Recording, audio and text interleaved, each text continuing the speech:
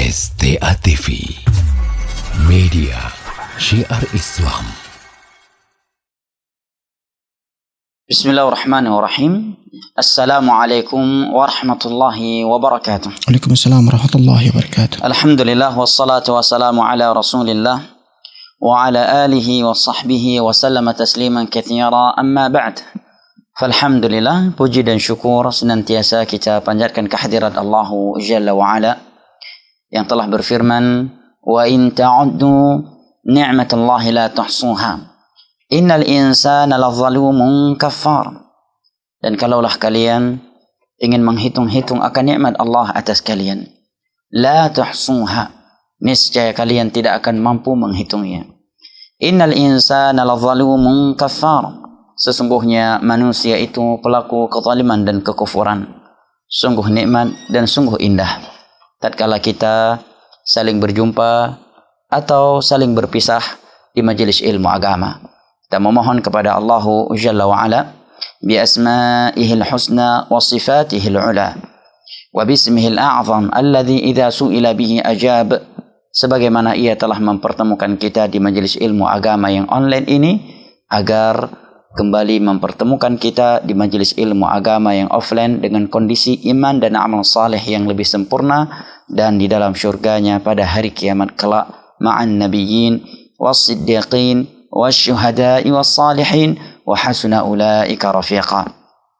Salawat beserta salam senantiasa kita sanjung sajikan kepada Nabi besar kita, keluarga dan segenap sahabat-sahabat beliau yang telah bersabda, may yuridillahu bihi khairan yufaqihu fid din.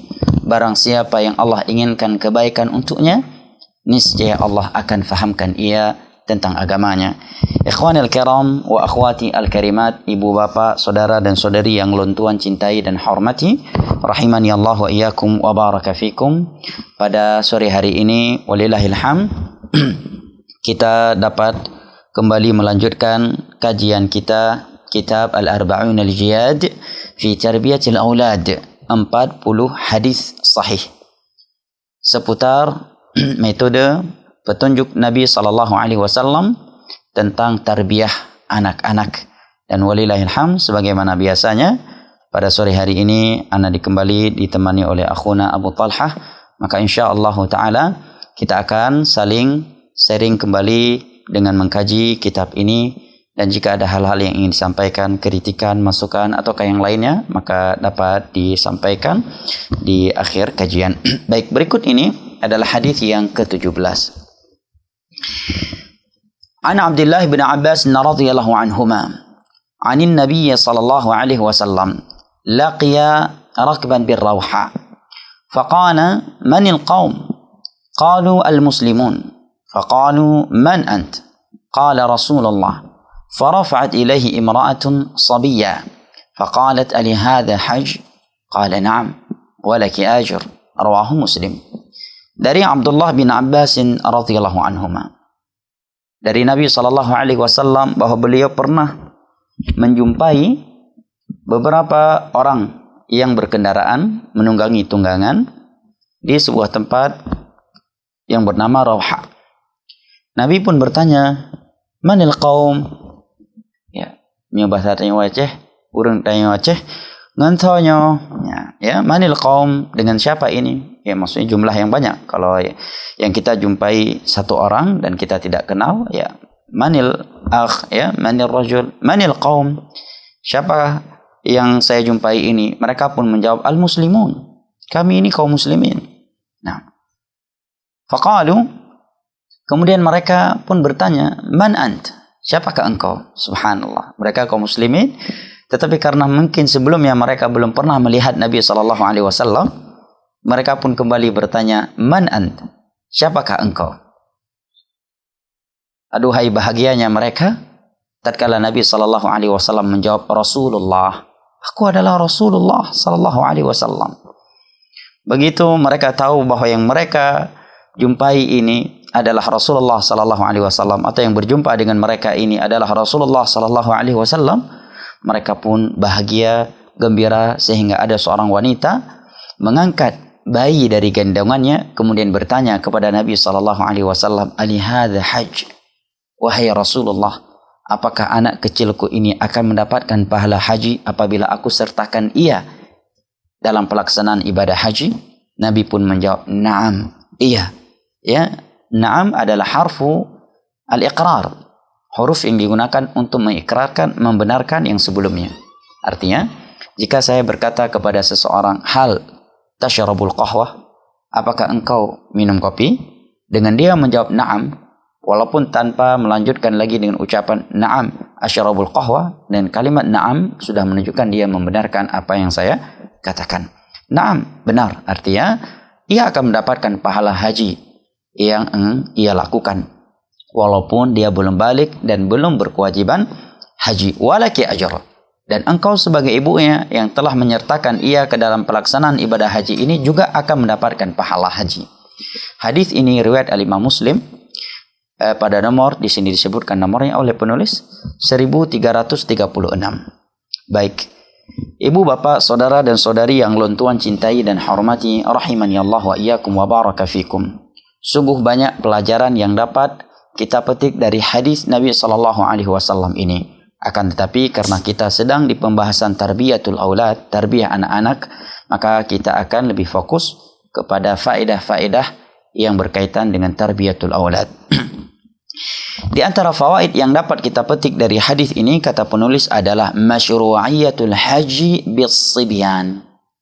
Anjuran syariat membawa anak kecil melaksanakan ibadah haji. Nah, bagian dari haji adalah umrah. Tentunya ini jika seorang memiliki kemampuan. Ya. Dan anak kecil tersebut akan mendapatkan pahala. Apabila tentunya dia telah mampu melaksanakan ibadah-ibadah yang ada di dalam pelaksanaan ibadah haji. Apabila tentunya tatkala dia telah berumur mumayyiz, ya, 6, 7 tahun sampai 10 tahun, ya, di bawah umur balik. Karena kalau dia sudah balik, tentunya hukum haji baginya bukan sekedar lagi dia hanya mendapatkan pahala apabila melakukannya, tetapi sudah wajib tatkala dia telah memiliki kemampuan.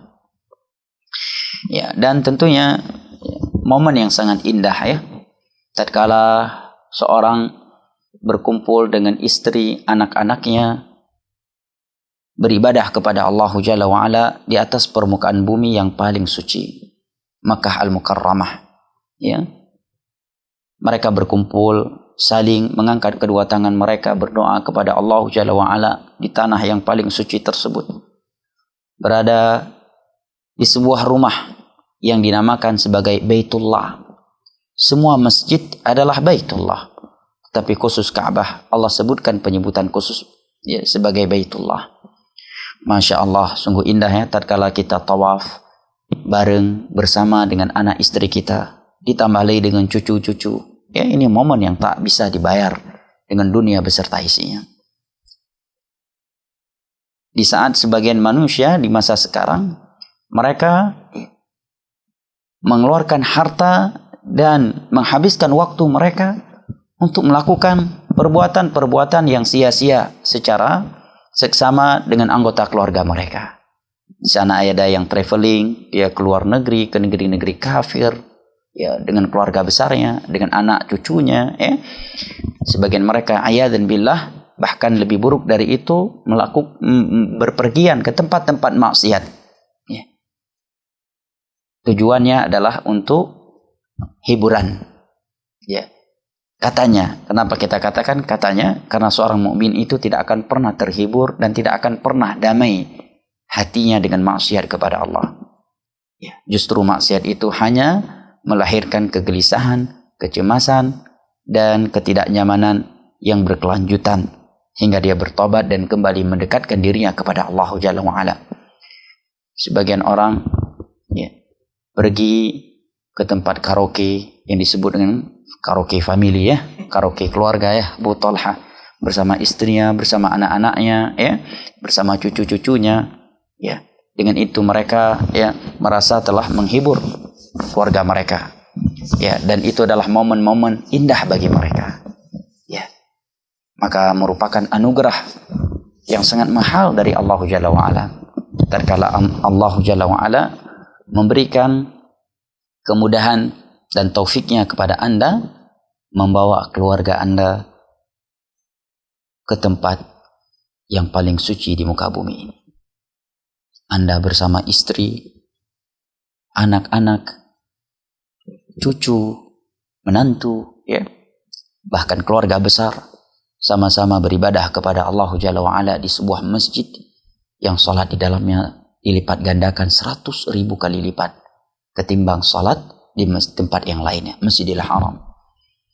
Sama-sama melakukan salat Masjid Nabawi, ya, pergi sama-sama ke masjid, pulang sama-sama di masjid, dari masjid, ya, tawaf bersama, sa'i bersama, masya Allah, lelah bersama, kemudian saling memotong rambut antara satu sama yang lainnya ketika tahallul, ya. Sungguh pemandangan dan momen yang sangat indah, ya, bagi seorang muslim. Nah, akan tetapi hal itu jika dia memiliki kemampuan dan tanpa memberat-beratkan dirinya. Jelas ya? Contoh misalkan umrah. Bagus seorang membawa anak cucunya pergi umrah. Akan tetapi jika di sana ada kebutuhan yang lebih penting buat mereka dan ada yang harus lebih mereka perhatikan dengan harta mereka, maka tentunya itu lebih baik. Ya, misalkan dengan memberangkatkan beberapa anak dan cucu-cucu mereka masih kecil akan menghabiskan uang yang cukup besar.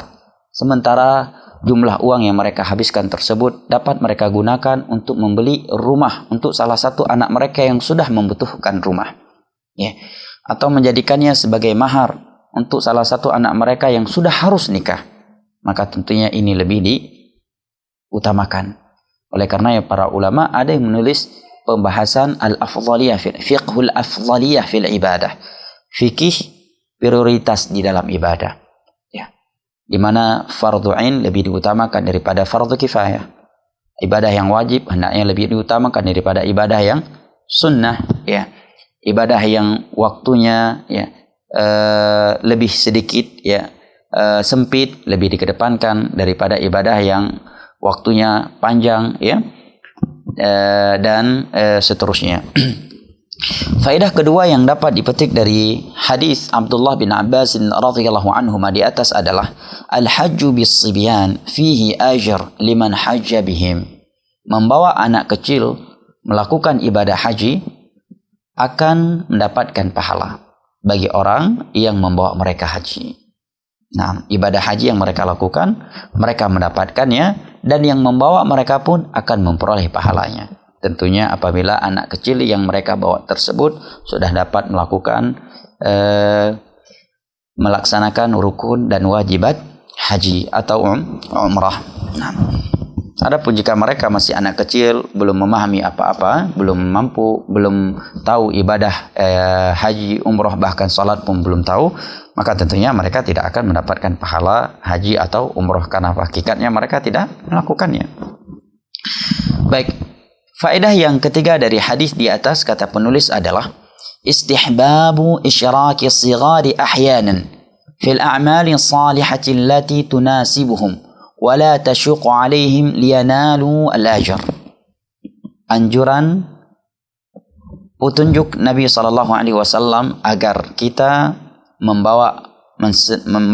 menyertakan anak-anak kecil di sebagian kesempatan dalam amalan-amalan saleh yang tepat untuk mereka. Wala tashuqu alaihim, dan tidak memberatkan mereka. Tujuannya agar mereka mendapatkan pahala. Ini ya, syaratnya allati tunasibuhum, yang cocok untuk mereka, karena ada sebagian ibadah-ibadah yang belum cocok anak kecil itu kita sertakan di dalamnya. Ya, misalkan ya ibadah-ibadah yang memang belum tepat anak-anak kecil di umur yang seperti itu, ya mereka dibawa ya, dan sangat memberatkan mereka.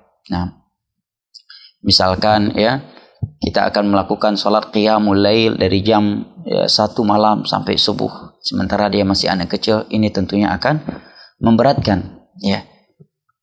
Ini tentunya akan memberatkan. Atau suatu ibadah yang bila mereka diajak, maka sungguh sangat-sangat memberatkan mereka.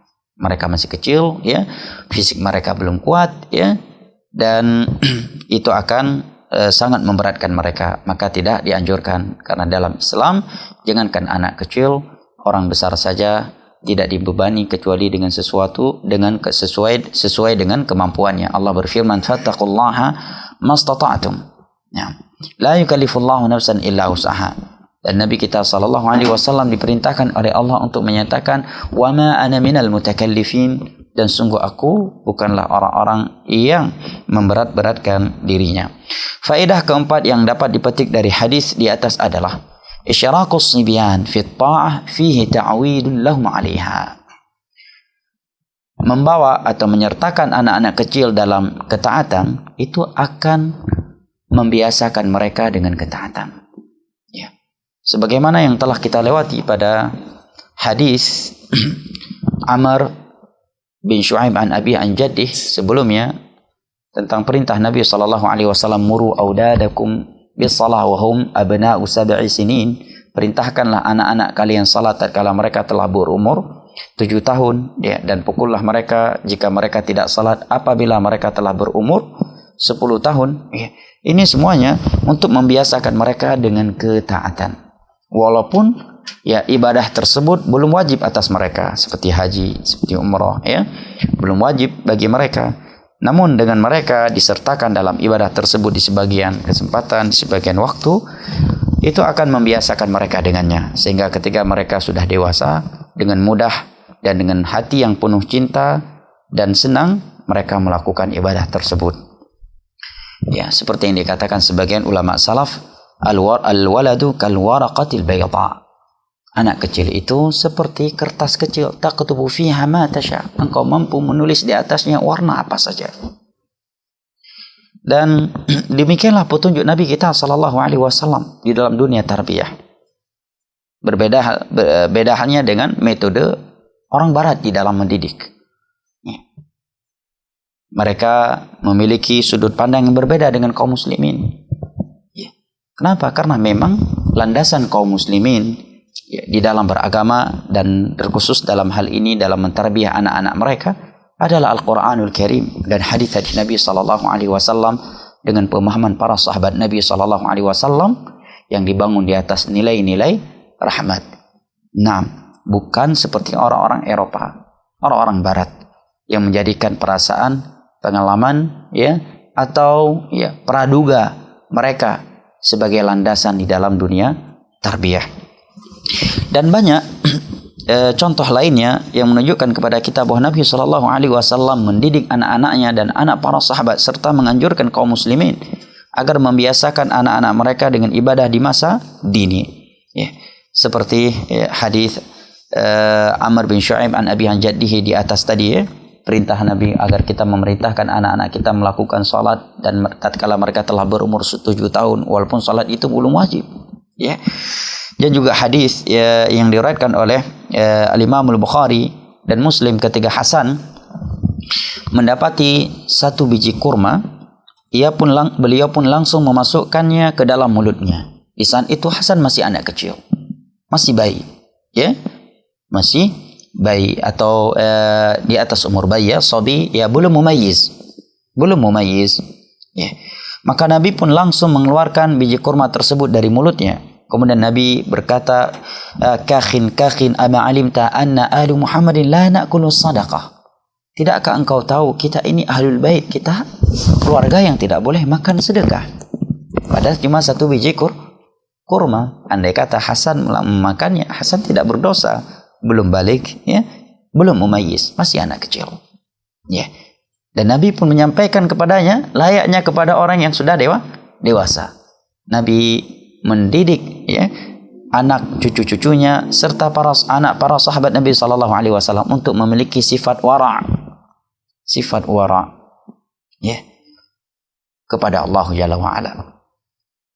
Dalam riwayat yang lain disebutkan Nabi menyatakan, inni khasyitu an takuna minas sadaqah. Aku khawatir jangan-jangan ini kurma yang engkau masukkan ke dalam mulutmu adalah kurma sedekah, dan kita keluarga yang nggak boleh makan sedekah. Berarti apa?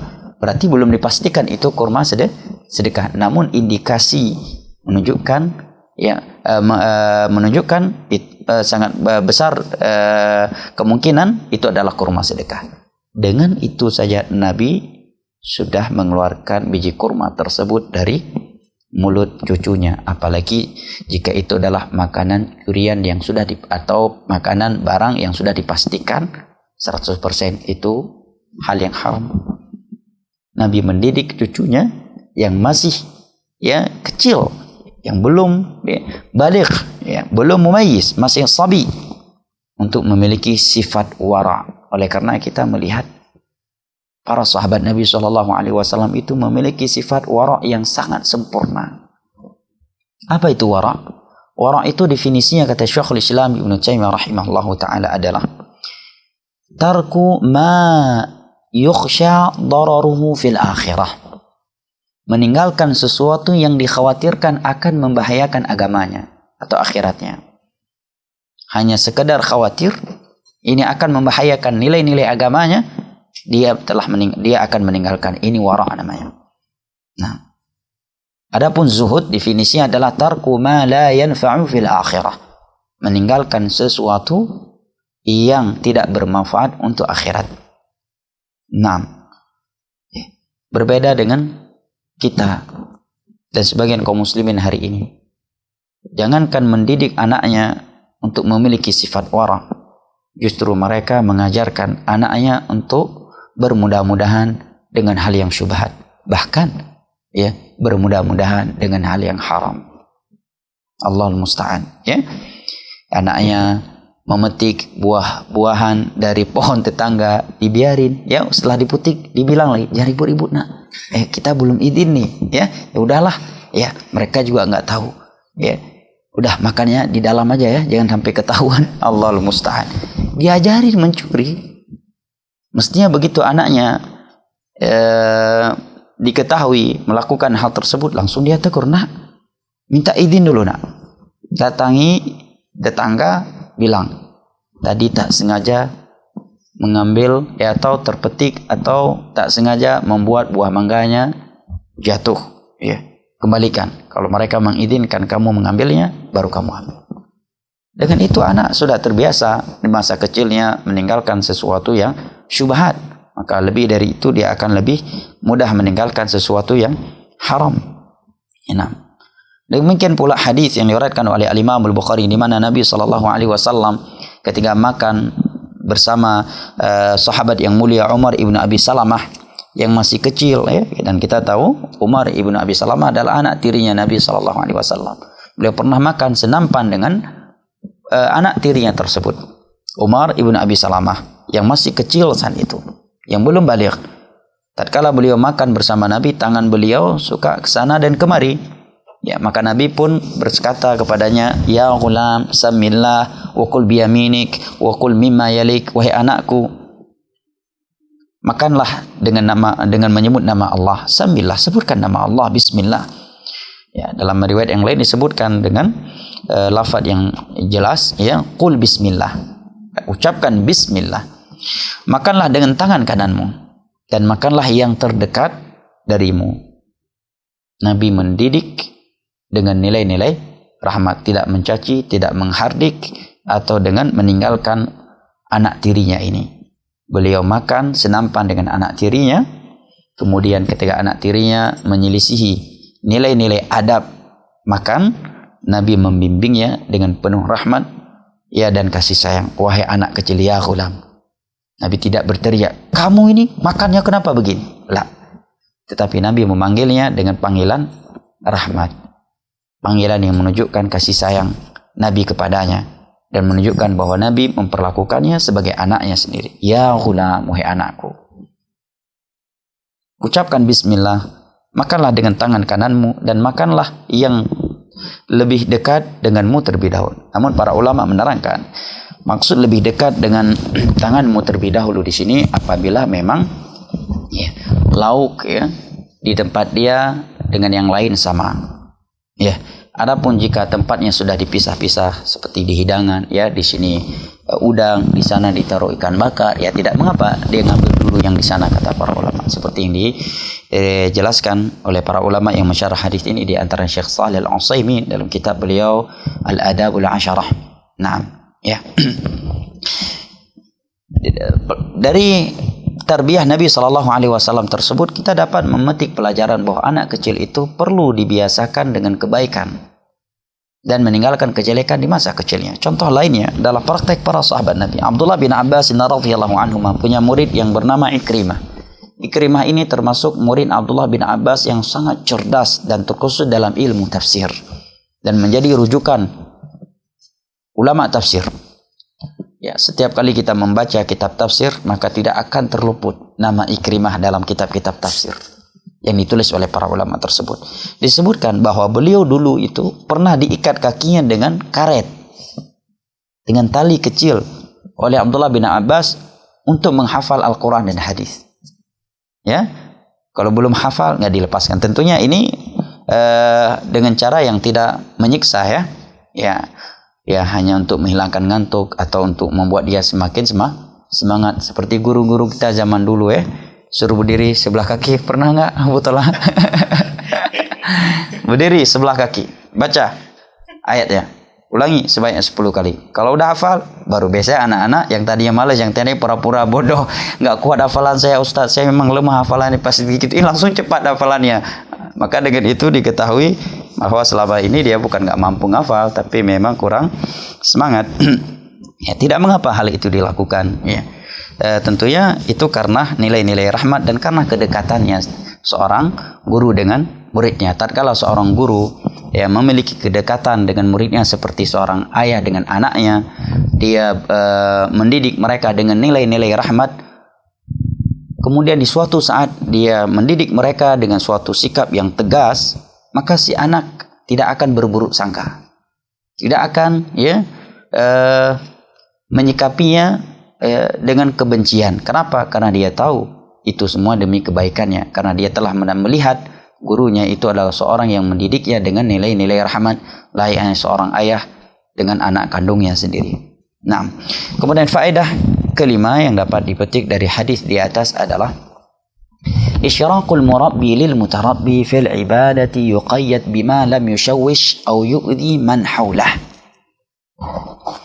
Menyertakan anak kecil, anak didik kita, anak kita sendiri atau ke anak didik dalam ibadah itu dianjurkan dan boleh dengan syarat tidak mengganggu kenyamanan orang lain atau menyakiti orang yang berada di sekitarnya. Kalau kita ingat, maka hal ini sudah berulang kali sebenarnya beliau sebutkan di dalam kitab ini. Karena kenapa? Karena sebagian orang punya semangat membawa anaknya ke masjid, membawa anaknya ke majelis ta'lim, tapi tanpa memperhatikan hal ini. Anak-anak yang dia bawa justru mengganggu kenyamanan jamaah yang lain. Bahkan lebih buruk dari itu, dia sendiri nggak bisa ikut kajian, orang lain pun tidak bisa mendengarkan kajian karena gangguan anak-anaknya. Ini hal yang perlu diperhatikan.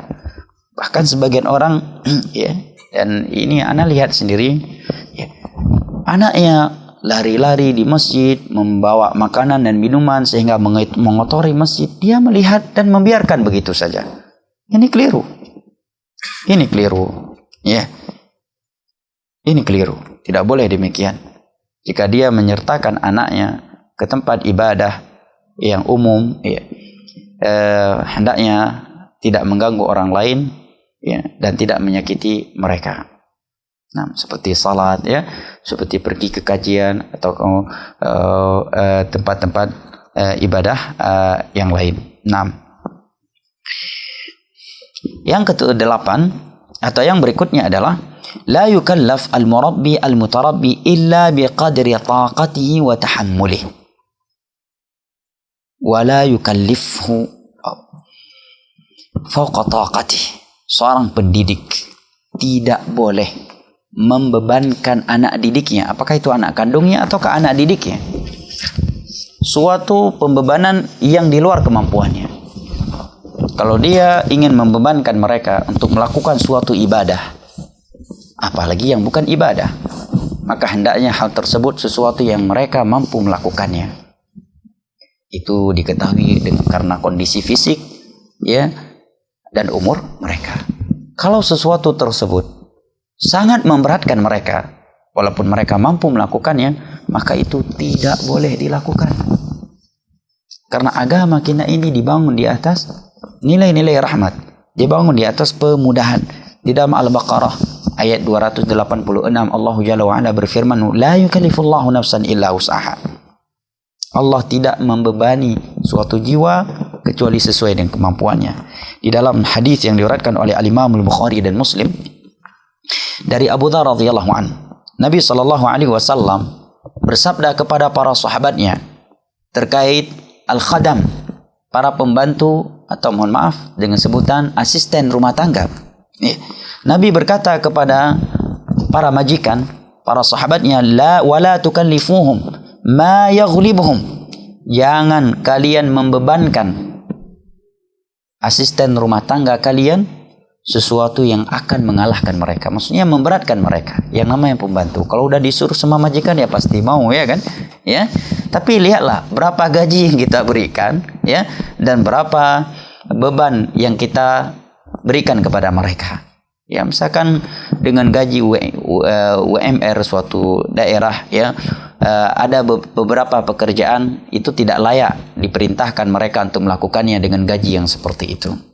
Nah, maka jangan diperintahkan, ya. Apalagi ya sebagian majikan terkadang keluar nama-nama hewan untuk, ya, pembantu rumah tangganya. Allahul musta'an, ya. Nabi berkata kepada para sahabatnya, padahal para sahabat Nabi adalah orang-orang yang takut kepada Allah, orang-orang yang mulia, orang-orang yang berakhlakul karimah, ya. Tetapi Nabi masih bersabda kepada mereka, wala tukallifuhum ma yaghlibuhum. Jangan kalian bebankan asisten rumah tangga kalian sesuatu yang memberatkan mereka. Ini Nabi katakan kepada para sahabatnya. Bagaimana seandainya Nabi SAW berada di tengah-tengah kaum muslimin hari ini yang mencaci maki pembantu rumah tangga mereka, ya, yang memberat-beratkan pembantu mereka dengan sesuatu yang dengannya mereka tidak punya waktu lagi untuk melakukan ibadah kepada Allah. Nah, hal-hal kecil yang mereka sendiri mampu melakukannya, tetapi mereka bebankan kepada asisten rumah tangga mereka. Padahal seorang muslim itu dituntut oleh Allah untuk merealisasikan nilai-nilai tauhid dalam kehidupannya. Di antara bentuknya adalah tidak meminta pertolongan dan bantuan kepada manusia selama kita masih mampu melakukannya. Ini kan salah satu dari nilai tauhid yang kita dianjurkan untuk melakukannya. Coba kalau itu kita terapkan bersama anak, istri, dan asisten rumah tangga kita. Sampai-sampai disebutkan ketika Nabi SAW menganjurkan dan mendidik para sahabatnya untuk tidak meminta dan tidak bermudah-mudahan untuk meminta kepada manusia. Di antara mereka ada yang jatuh siwak, ya, atau ada sendalnya di bawah tunggangannya dan dia sudah berada di atas tunggangannya. Dia tidak meminta kepada orang yang masih berada di bawah untuk mengambil sendalnya tersebut. Dia lebih memilih turun sendiri dan mengambilnya sendiri.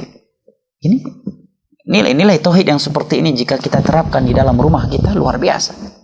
Misalkan kita tahu, ya, istri kita ada, anak-anak kita ada.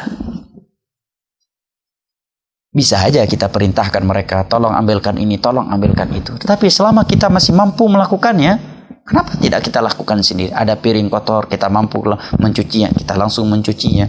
Kita melihat rumah agak kotor, kita mampu untuk menyapunya, kita langsung menyapunya.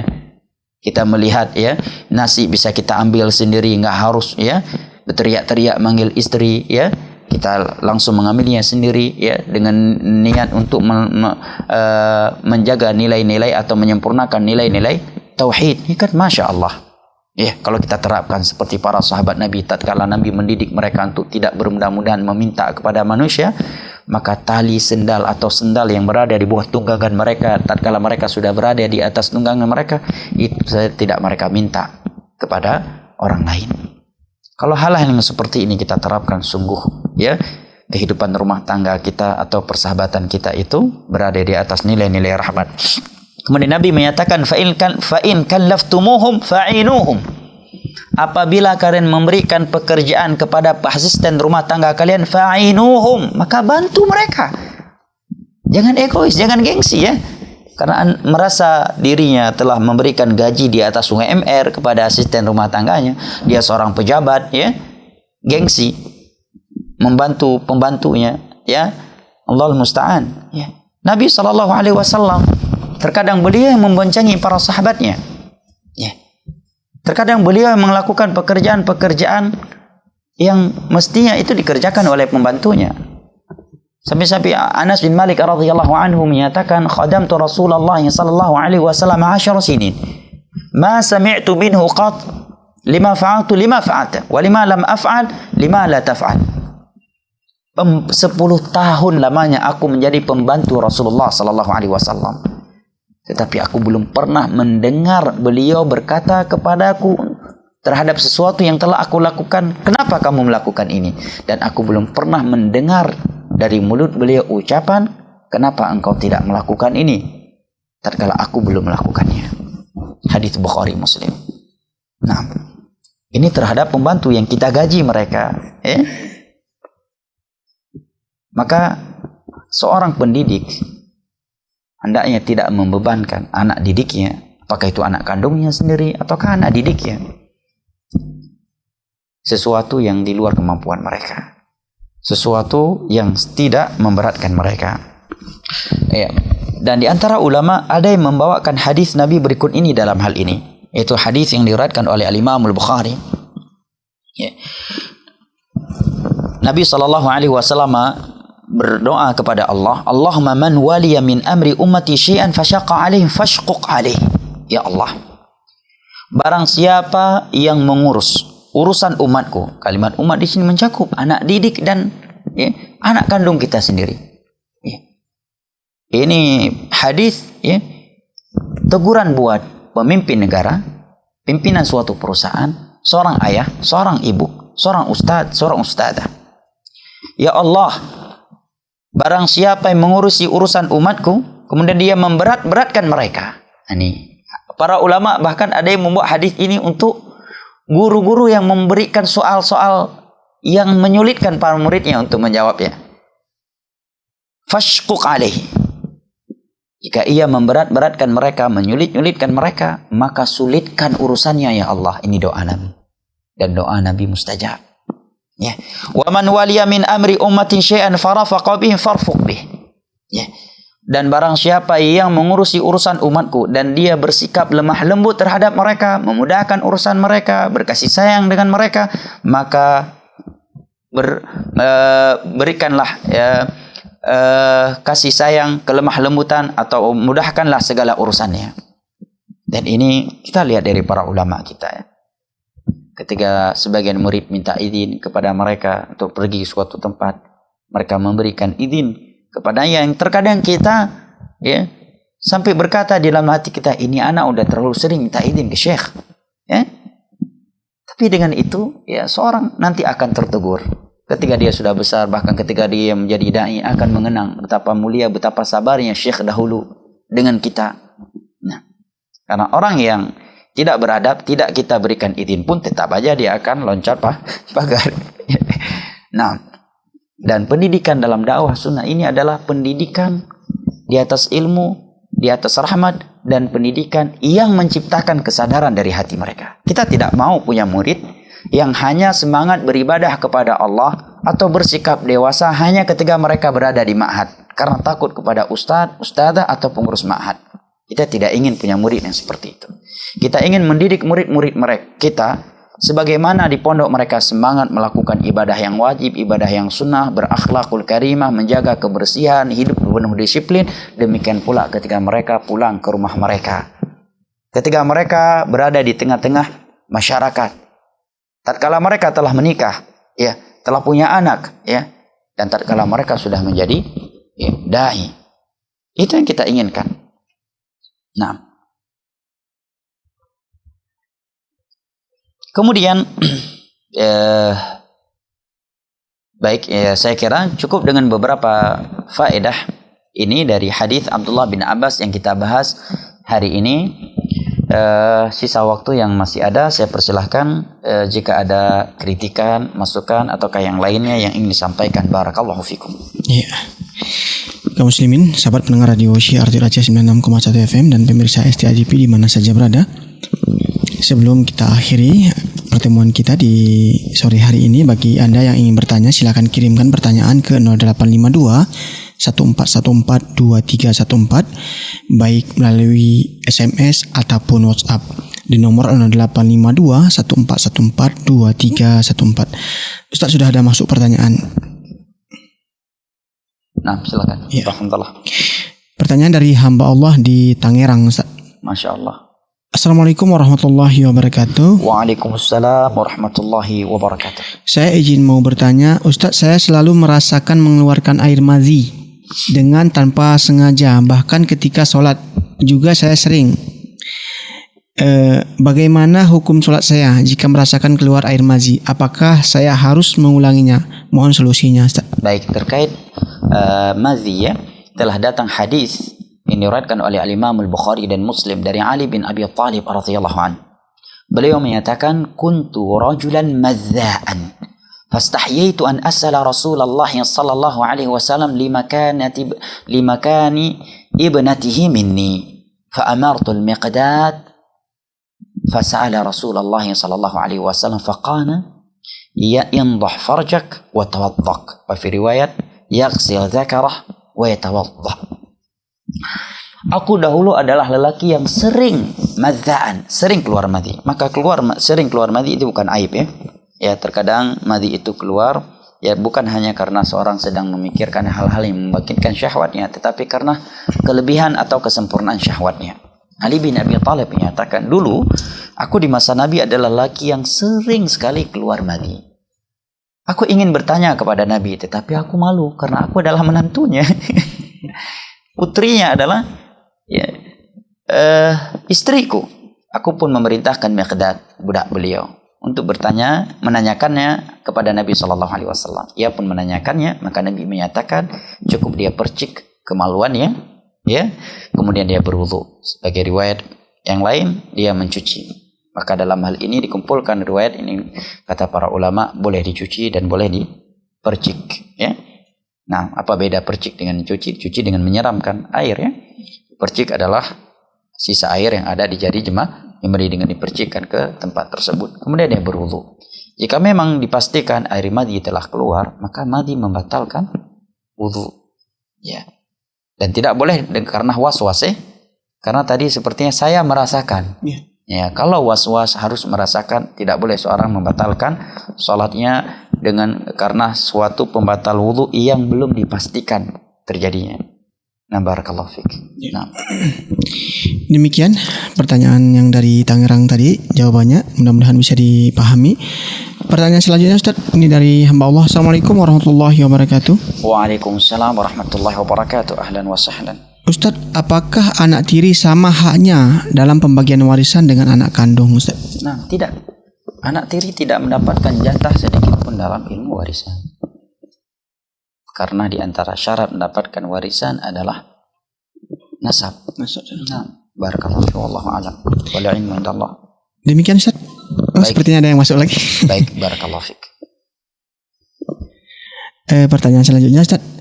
Assalamualaikum, Ustaz. Bagaimana jika seorang sudah mengakui taat kepada Allah dan taat kepada Rasul, sementara perbuatannya melebihi Yahudi dari hamba Allah ini? Melebihi. Baik, saya menasihati bahasa yang seperti ini untuk tidak dipakai dan tidak digunakan untuk seorang muslim ya. Bagaimana mungkin kita seorang muslim boleh mengatakan kepada saudara kita yang mengucapkan 2 syahadat, ya, beriman dengan 6 rukun iman, dia salat 5 waktu, kemudian kita katakan tetapi perilakunya lebih jahat daripada Yahudi. Sungguh ini adalah ucapan yang sangat keji. Ya. Ini ucapan yang sangat keji. Seorang muslim hendaknya meninggalkan kata-kata yang seperti ini. Dia bersihkan lisannya dari ucapan-ucapan yang seperti ini, apalagi terhadap orang lain. Ini yang pertama. Yang kedua, ya namanya manusia, yang namanya anak Adam, dia adalah anak Adam, bukan golongan malaikat. Nabi SAW bersabda, kullu bani Adam khata' wa khairul khata'ina tawwabun. Seluruh anak Adam itu khata', sighah mubalaghah, banyak melakukan kesalahan. Wa khairul khata'ina tawwabun, dan sebaik-baik orang yang banyak melakukan kesalahan, banyak pula bertobatnya. Nah, ya. Jangankan di masa kita, di masa para sahabat Nabi yang mereka dididik oleh Rasulullah SAW, salat 5 waktunya dengan Rasulullah, Nabi hidup dan berada di tengah-tengah mereka. Ada di antara mereka yang jatuh ke dalam zina seperti Ma'is. Itu seorang wanita Al-Khuzaiyah datang kepada Nabi menyatakan, inni hubla minaz zina fa aqim alayya al-had. Hadits riwayat al-Imam Al-Bukhari. Ya Rasulullah, aku telah hamil karena zina. Tolong tegakkan hukum had zina terhadapku. Karena dengan seorang menerima hukum had zina dengan ikhlas, maka hukum had zina yang ditegakkan kepadanya tersebut dapat menghapuskan dosa zinanya tersebut. Syahid dari hadis tersebut bahwa bukanlah syarat menjadi orang saleh tidak pernah melakukan maksiat. Seorang itu masih dikatakan orang saleh walaupun dia pernah melakukan dosa besar berulang kali selama dia bertobat dengan tobat nasuha. Oleh karena itu para ulama menyebutkan, di antaranya Al-Imam As-Sa'di dalam kitabnya Al-Qawaidul Hisan, bahwa definisi saleh atau salihah itu adalah orang yang ketaatannya lebih banyak daripada maksiatnya. Maka bukanlah syarat menjadi orang saleh tidak pernah bermaksiat. Sikap kita ketika mendapatkan saudara kita yang seperti itu, kewajiban kita adalah menasihatinya. Dan adab nasihat itu adalah 4 mata, bukan dengan menyindir-nyindir, ya di medsos, bukan pula dengan menggibainya di warung-warung kopi, tetapi dengan menasihatinya 4 mata. Andai kata dia benar demikian dan kita melihatnya. Adapun kalau hal itu hanya karena berita yang kita dengarkan, maka itu bukan urusan kita. Ta'ata min husni islamil mar'i tarku ma la ya'ni. Merupakan ciri muslim yang baik adalah meninggalkan sesuatu yang tidak bermanfaat baginya. Kalau memang ia ingin memberikan nasihat kepada saudara tersebut, maka yang pertama kali dia hendaknya ia lakukan, dia pastikan dahulu benar nggak saudaranya itu melakukan perilaku tersebut. Tabayun, klarifikasi langsung kepadanya. Kalau memang iya, maka dinasihati dengan nilai-nilai nasihat. Pun menyatakan kayak kata ada kalau orang kayak jabu tapi bu lagi bu Yahudi. Ucap-ucapnya hana pantas. Itu dari mulut seorang muslim. Bagaimana kita menyatakan muslim yang beriman kepada Allah, mencintai Rasulullah, mengucapkan 2 syahadat, salat 5 waktu, kita katakan bekatun Yahudi. Sungguh ini ucapan yang tidak layak diucapkan oleh seorang muslim. Ya, nah wallahu a'lam. Pertanyaan terakhir Ustaz yang masuk, Ustaz bolehkah membiasakan anak-anak didik kita usia SD untuk sholat duha berjamaah? Tujuan kita untuk membiasakan mereka. Apakah boleh Ustaz? SD sekarang kalau kelas 1 umurnya berapa? Abu Talha? Umur 6 tahun Ustaz. 6 tahun. Berarti kalau kelas 6 udah 10 tahun ya kurang lebih ya. Ya. 13 gitu. Baik, membiasakan anak melakukan ibadah secara umum yang wajib maupun yang sunnah telah kita bahas tadi ya, itu dianjurkan. Namun terkait salat duha, bukanlah dari sunnah Nabi SAW menjaga salat duha dengan cara berjamaah. Bukan berarti nggak boleh. Perhatikan bahasa anak, menjaga salat duha dengan cara berjamaah itu bukan dari sunnah Nabi. Tetapi para ulama menyebutkan, di antara Al-Imam Nawawi dalam Al-Majmu' Syarhul Muhadzab, Syekh Muhammad bin Shalih Al-Utsaimin dalam syarah Riyadhus Shalihin mensyarah hadis kunjungan Nabi SAW dengan beberapa sahabatnya kepada seorang sahabat yang sudah buta dan sudah tidak mampu ke masjid lagi karena buta, dan juga karena lembah yang ada di antara rumah beliau dan Masjid Nabawi itu tergenang air tatkala hujan. Maka Nabi datang dengan Abu Bakar dan para sahabat yang lainnya ke rumahnya karena permintaan dia agar Nabi melakukan sholat di salah satu sudut rumahnya yang akan beliau jadikan sebagai mushola pribadi dalam rumahnya. Dan juga Nabi SAW pernah melakukan sholat duha atau sholat sunnah berjamaah di rumah ibunda atau neneknya Anas bin Malik radhiyallahu anhu. Karena terjadi keselangan pendapat di kalangan ulama yang mensyarah hadis kalimat nenek di dalam hadis anak tersebut. Apakah ini maksud yang mengucapkan nenek tersebut adalah anaknya Anas, ya, maka ini maksud jaddah nenek di situ telah Muslim, ataukah adalah Anas sendiri, ya. Maka Nabi pun melakukan salat berjamaah. Kata Anas bin Malik, fasafaftu wal yatim wara'ahu wal mar'atu khalfana. Aku pun bersaf dengan seorang anak yatim di belakang Nabi dan seorang wanita di belakang kami. Dan ini diperkirakan, kata para ulama, adalah salat duha. Karena kalau salat malam, ya, bukanlah kebiasaan Nabi bertemu di malam hari tanpa kondisi yang darurat. Pada zuhur atau menjelang zuhur adalah waktu qailulah. Pada subuh tidak mungkin karena waktu karaha. Pada asar juga tidak mungkin, ya. Sesekali tidak mengapa, tapi memelihara, membiasakan berjamaah dalam salat duha itu bukanlah petunjuk Nabi. Demikian pula salat malam kata para ulama selain tarawih. Bukanlah dari sunnah Nabi selalu melakukan atau sering bahkan melakukan salat malam berjamaah dengan istri. Oleh karena kalau kita buka hadis-hadis menerangkan salat malamnya Nabi itu membangunkan istri-istrinya terkala yang tersisa di salat malamnya itu adalah witirnya. Barulah beliau membangunkan mereka. Ini menunjukkan bahwa bukanlah kebiasaan Nabi melakukan salat tahajud berjamaah dengan anak istrinya. Wallahu taala a'lam bishawab. Wal ilmu indallah. Kiranya ini yang dapat saya sampaikan. Maka saya kembalikan kepada akhuna Abu Talhah. Jazakumullahu khairan. Semoga Allah Jalla wa Ala senantiasa memberikan taufiknya kepada kita dan kembali mempertemukan kita di majelis ilmu agama yang berikutnya dengan kondisi iman dan amal salih yang lebih sempurna. Wabillahi taufiq wal hidayah. Wa sallallahu ala nabiyyina Muhammad wa ala alihi wa sahbihi wa sallam. Wa akhiru da'wana anil hamdulillahi rabbil alamin. Wassalamu alaikum warahmatullahi wabarakatuh.